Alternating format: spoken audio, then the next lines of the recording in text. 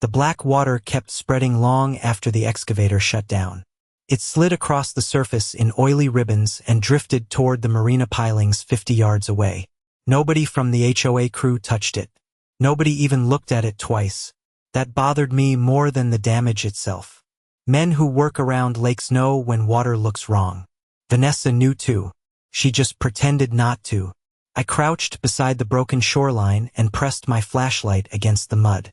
The beam caught fresh gouge marks under the collapsed rocks. Deep cuts. Machine cuts.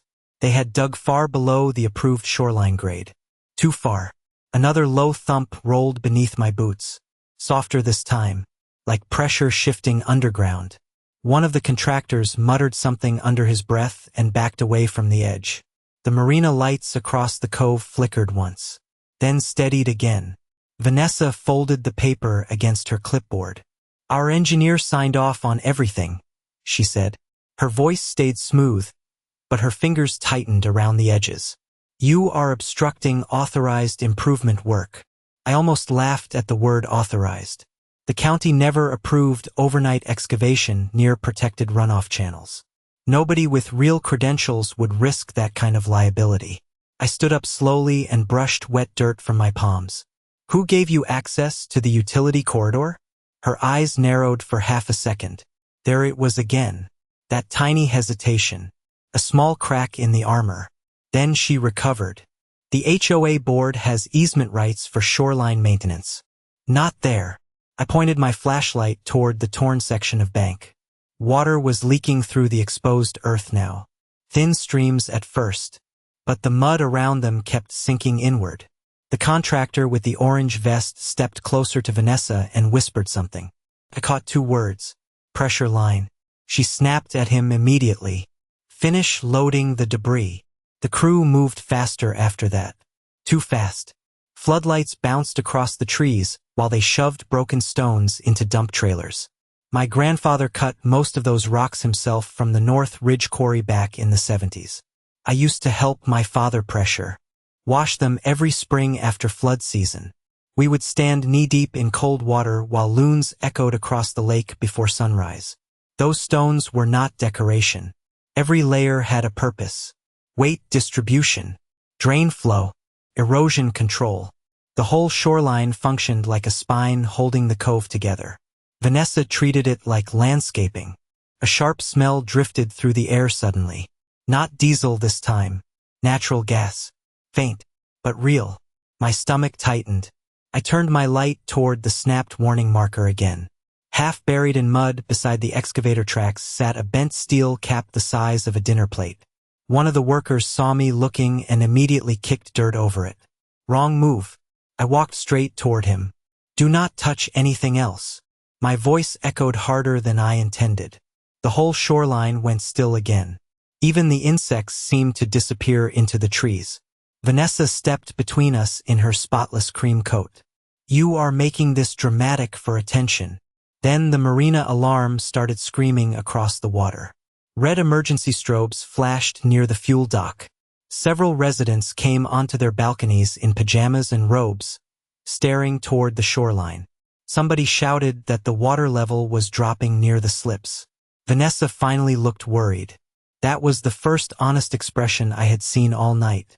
Then my phone buzzed with a county emergency notification I had never seen before. The emergency alert lit up my phone in bright red across the dark shoreline. Temporary evacuation advisory. Marina District Sector B. I read it twice while the alarm kept screaming across the water. Residents started stepping onto balconies with blankets wrapped around their shoulders. Some held phones up toward the flashing lights. Others just stared at the black water moving through the slips below them. Vanessa snatched her own phone from her coat pocket.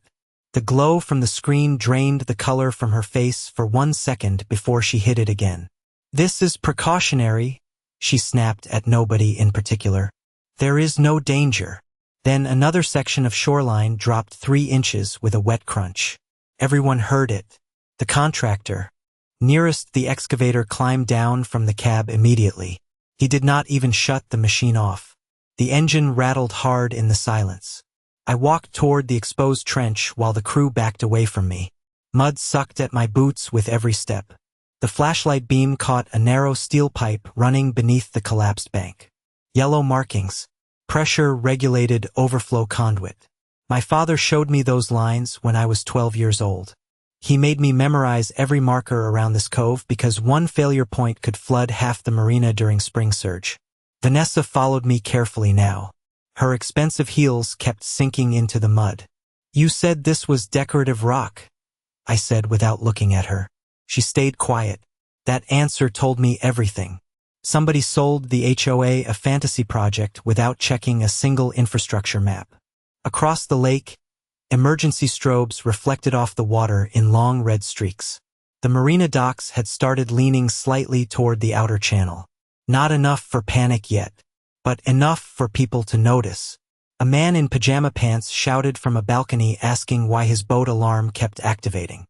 Nobody answered him. Another low vibration rolled beneath the ground. This one lasted longer. The contractor in the orange vest cursed under his breath and walked straight to his truck. He was done pretending this was normal. Vanessa grabbed his arm before he reached the door. They argued in harsh whispers near the floodlights. I caught pieces. No permit. You promised. County approval. The wind shifted before I heard the rest. My phone buzzed again. This time it was Wade Mercer, County Water Management Supervisor, old fishing buddy of my father's. I answered immediately. "Cole," he said, breathing hard.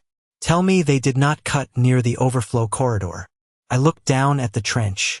Water was leaking steadily through the exposed pipe now. They cut directly over it. Silence hit the line for 2 full seconds. Then I heard papers shuffling and a car door slam. "Listen carefully," Wade said.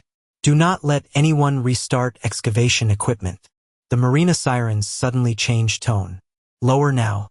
Slower. That sound tightened every muscle in my chest because I recognized it. Structural pressure warning. One of the residents screamed across the cove as a floating dock jerked sideways against its cables. Metal groaned over the water like an old ship hull. Vanessa turned toward the marina for the first time that night, looking genuinely afraid.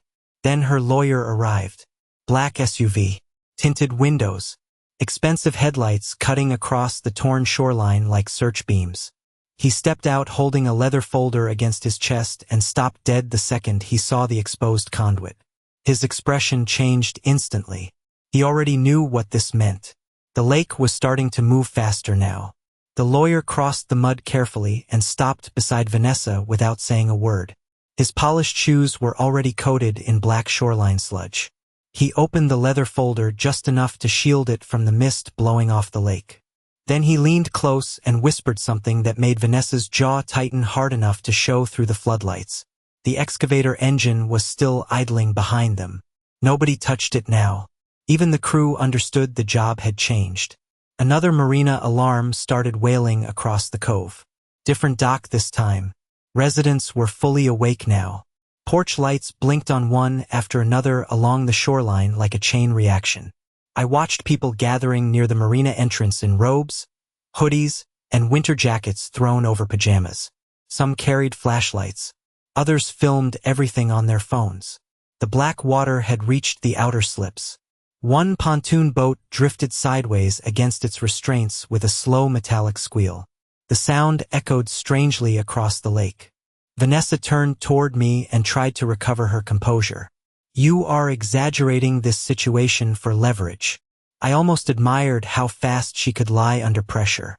"Your contractor exposed a regulated overflow conduit," I said.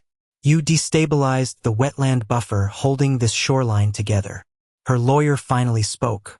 Calm voice, tight expression. "Mr. Bennett, perhaps we should continue this discussion privately." That told me he already knew public exposure was the real danger now. Looked past him toward the excavator tracks cutting across my property like scars. "There is nothing private about this anymore." The wind coming off the water felt colder suddenly. I could smell rain somewhere beyond the trees.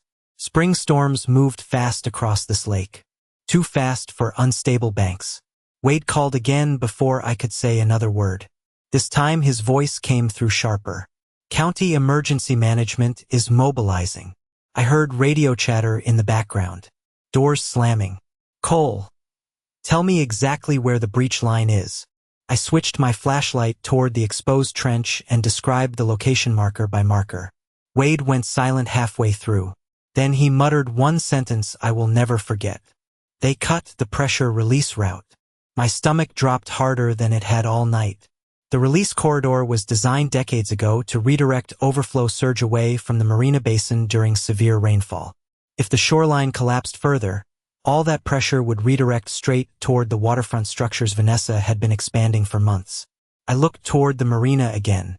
New construction lights glowed near the unfinished private docking extension she pushed through last winter. Fresh concrete, untested pilings, decorative retaining walls built more for appearance than load resistance. I suddenly understood why the water level alarms were triggering so early. The system was already straining. A resident pushed through the crowd near the shoreline path. Older man, gray beard, fishing jacket over sweatpants. I recognized him immediately. Harold Dunn, retired dock supervisor. He stared at the exposed trench and slowly removed his cap. "Sweet Lord," he whispered. "That line is still active?" I nodded once. Harold looked directly at Vanessa then. "Who approved digging here?" She tried answering immediately, but another sharp crack interrupted her. Everyone turned toward the marina. One of the outer retaining walls had shifted nearly 4 inches sideways. You could see the separation clearly even from across the water. People started backing away from the docks. The crowd noise changed after that. Less confusion now. More fear. Vanessa's contractor quietly climbed into his truck and locked the doors. He was preparing to leave. Then the first raindrop hit my flashlight lens. Rain started falling in slow, heavy drops across the lake. Each one punched tiny circles into the black water drifting through the marina slips.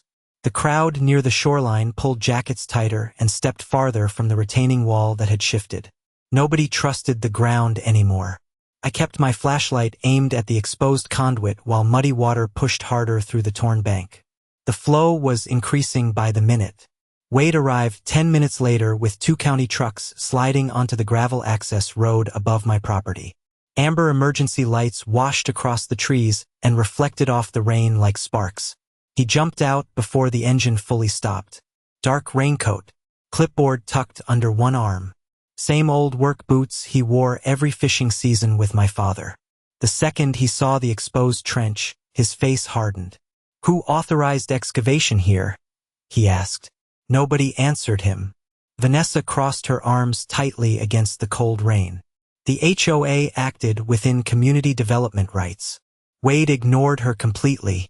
He crouched beside the conduit and ran his flashlight along the damaged pressure housing. Water hissed softly through a crack near the base. His jaw flexed once. "This line was never supposed to be exposed," he muttered.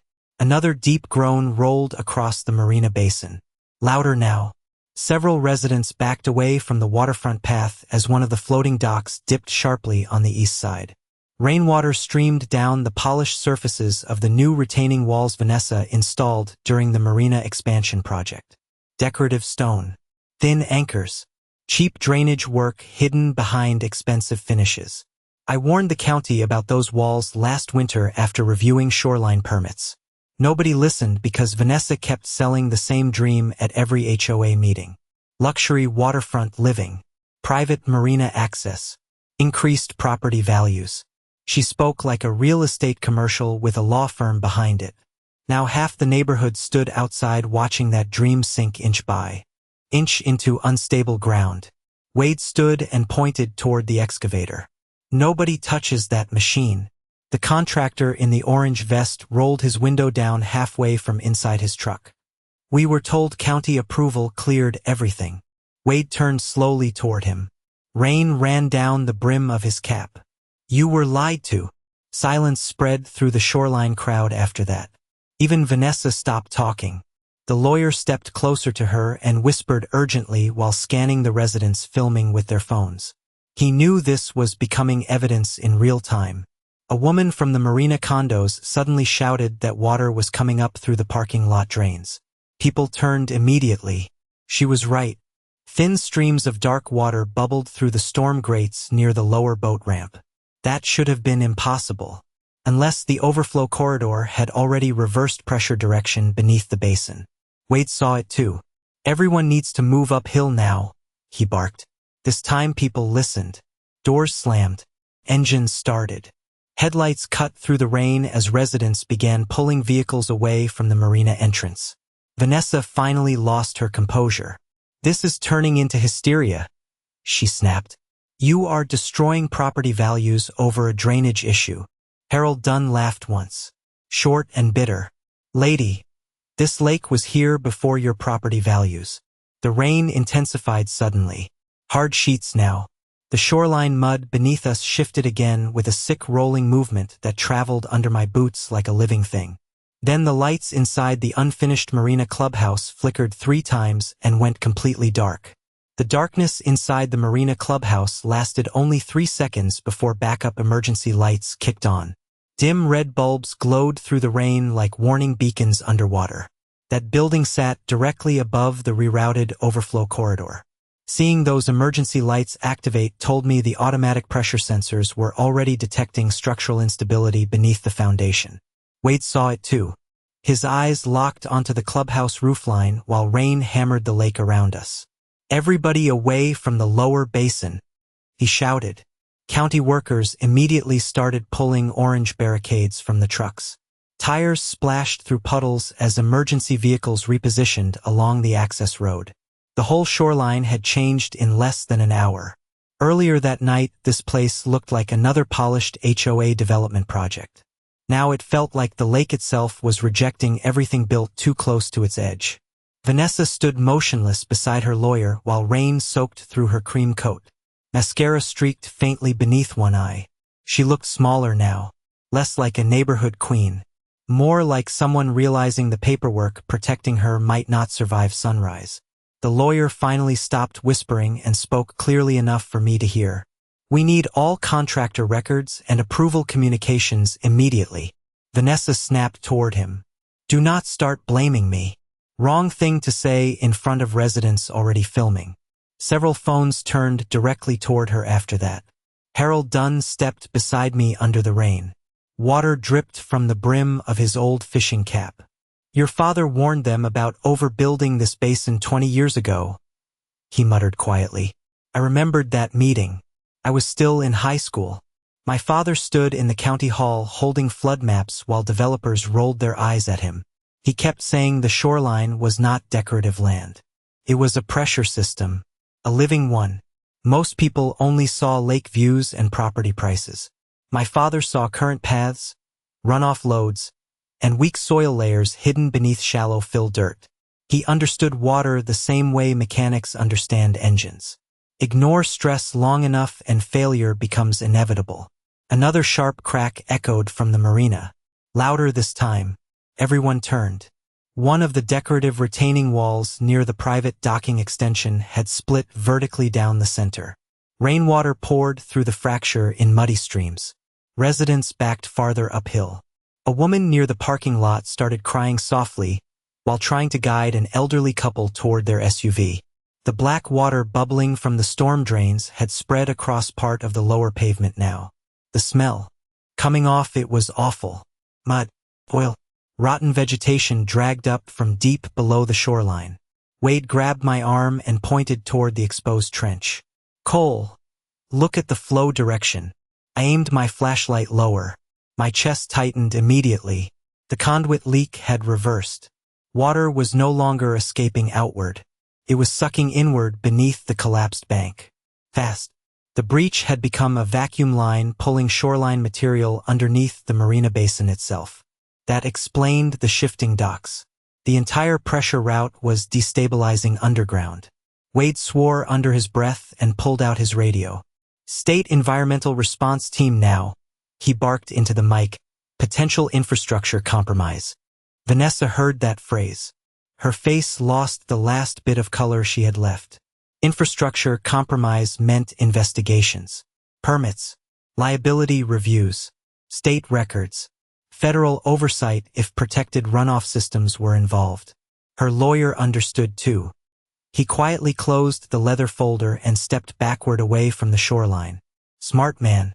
He knew the situation was about to outgrow HOA attorneys completely. Then lightning flashed across the lake and illuminated something none of us noticed before. Fresh cracks spreading through the marina parking lot like spiderwebs. Lightning rolled across the lake again, and the cracked marina pavement flashed bright white for half a second. The fractures were spreading fast now. Thin at first, then wider near the storm drains where black water kept bubbling upward from underground pressure. Rain hammered the parking lot hard enough to blur the emergency lights into streaks across the pavement. County workers started moving residents farther uphill toward the clubhouse entrance road. Engines idled everywhere. Car doors slammed. Somebody dropped a flashlight and it rolled slowly toward one of the widening cracks before disappearing into muddy water. Vanessa stared at the parking lot like she could still somehow talk her way out of what everyone was seeing. Her lawyer was already backing toward his SUV while making calls with one hand pressed tightly over his other ear. He never looked at her again. Wade stood beside me under the rain with both hands on his hips. "The basin is bleeding underneath itself," he said quietly. "If the runoff corridor fully collapses, the pressure load shifts straight under the marina foundation." I already knew. I could hear it happening beneath us. Low vibrations. Wet, grinding sounds under the pavement. Water moving through places it was never supposed to reach. My father used to say lakes speak before they break. Most people just never learn how to listen. Another resident approached us carrying a soaked folder against his chest. I recognized him immediately. Ben Holloway, HOA treasurer. Vanessa's own board member. His glasses were covered in rain. "You need to see this," he said to Wade, not Vanessa. That detail mattered. Wade opened the folder under the truck headlights. Inside were permit copies, engineering sketches, and payment approvals stamped with county formatting that looked slightly off even from 6 feet away. Ben pointed toward one signature line. "I checked the records after the alarm started," he said, breathing hard. "These approvals never existed in the county database." Vanessa stepped toward him immediately. "Ben, stop talking."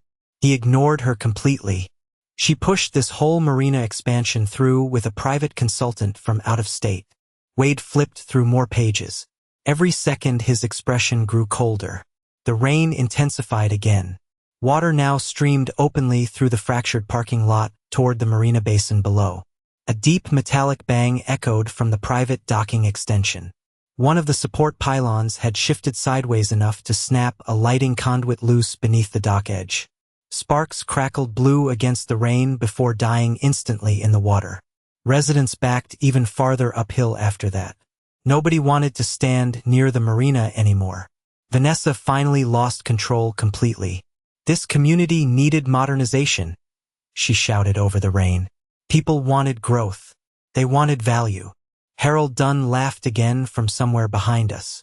"Lady, you built a luxury postcard on top of a flood route. Even the county workers stopped pretending this was salvageable." Wade handed the soaked permit folder to another supervisor and pointed toward the shoreline. "Photograph every marker before daylight washes this out." Cameras started flashing immediately across the torn bank, the conduit breach, and the sinking marina edge. The whole place looked like an active disaster zone now.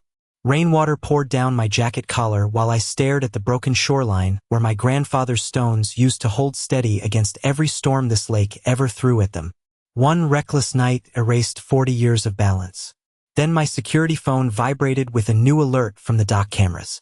Motion detected beneath the marina platform.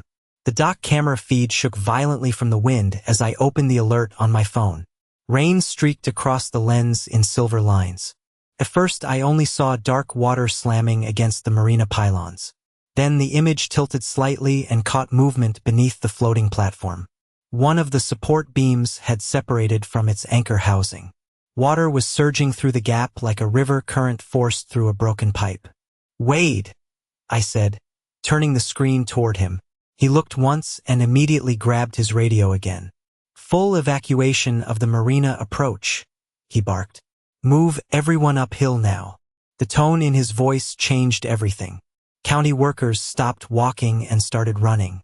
Emergency lights flashed across soaked pavement, while residents hurried toward the upper access road carrying pets, bags, and armfuls of whatever they grabbed before leaving their condos. Somewhere behind us, a boat horn started blaring continuously. One of the slips had broken loose completely. Vanessa stood frozen beside the cracked parking lot while rain flattened her hair against her face.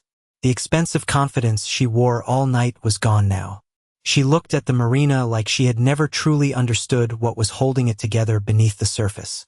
Another deep vibration rolled under the ground. Stronger this time. I felt it through my knees and into my chest. Then came the sound. Low at first. A grinding roar buried underneath the storm. The kind of sound Earth makes before something gives way. Residents started shouting. Near the lower ramp, I turned just in time to see part of the decorative retaining wall collapse inward toward the basin. Not explosively. Slowly. Wet concrete blocks sliding into black water while muddy runoff burst through the opening behind them. The pressure release corridor had fully redirected. Water poured through the marina foundation zone exactly where my father warned developers never to build. Wade cursed under his breath and stepped backward from the shoreline. The basin is failing. The words hung in the rain heavier than thunder. Sirens echoed from the main road above the lake. State environmental response trucks pushed through the entrance gates with bright flood lamps cutting across the storm. Men in reflective jackets moved fast toward the shoreline carrying equipment cases and survey poles. One of them stopped beside the exposed conduit and immediately photographed the broken warning marker half buried in mud. Another inspected the fractured parking lot while recording notes into a headset microphone. Vanessa tried speaking to one of the state officials, but he cut her off before she finished her sentence. "Ma'am, stand clear of the restricted area." Restricted area. Hearing those words applied to her precious marina almost felt unreal. The unfinished private docking extension suddenly lurched sideways with a sharp metallic shriek. Dock cables snapped loose from one side and whipped across the flooded pavement. Residents screamed and backed uphill faster. Water surged through the gap beneath the platform carrying broken wood, insulation foam, and chunks of decorative stone into the basin current. The lake was reclaiming everything built over the weakened corridor. Rain hammered my shoulders while I stared at the shoreline where my grandfather's barrier used to stand solid against every storm season. 48 years it held. The marina lasted less than one spring night after they tore it open. Wade stepped beside me again, breathing hard from the chaos around us. Then he pointed toward the upper road where a black federal SUV had just rolled through the emergency barricades. The black federal SUV rolled through the barricades slowly, tires cutting through standing water near the upper access road. No sirens, no flashing lights, just dark windows and a government plate covered in rain. Every county worker near the shoreline turned toward it immediately. Wade exhaled once beside me. "Well," he muttered, "now it gets expensive." The SUV stopped near the marina entrance and two federal environmental officers stepped out wearing dark rain jackets with reflective agency markings across the chest. One carried a waterproof case.